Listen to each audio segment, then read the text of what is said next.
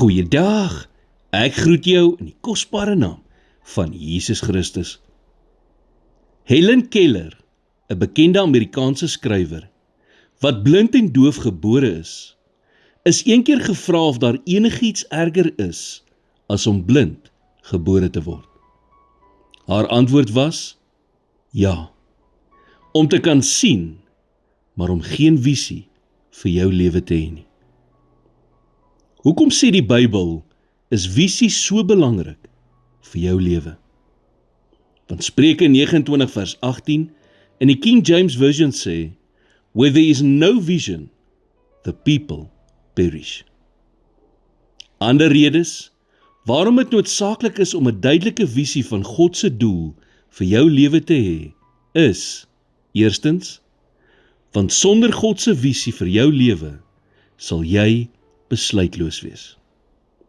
Sonder God se visie, dwaal 'n mens maar net deur die lewe, en gaan nie maar net waar die lewe jou ook al heen vat.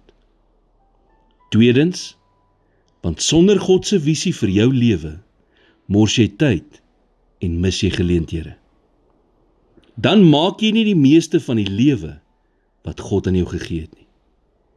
Derdens, want sonder God se visie vir jou lewe, beweeg 'n mens maklik in die verkeerde rigting. Dink so daaraan. As jy self nie weet wat God se visie vir jou lewe is nie, hoe gaan jy dan in die regte rigting beweeg? Die gebrek aan visie maak jou ook kwesbaar vir ander om jou te lei in die rigting wat hulle dink jy moet gaan, en nie noodwendig in die rigting wat God wil jy moet gaan nie. Slegs God kan vir jou wys wat sy doel is vir jou lewe, want hy het jou spesifiek en uniek geskep om dit uit te leef. En dit is eers wanneer jy gehoorsaam is aan daardie doel, dat jy werklik God se seën oor jou lewe begin ervaar. Om egter God se visie vir jou lewe te kry, vereis gebed, tyd in die woord en 'n voortdurende poging en verlange om God se stem te hoor en te gehoorsaam. Here, U ken my beter as wat ek myself ken. Ek weet dat U 'n plan het vir my lewe.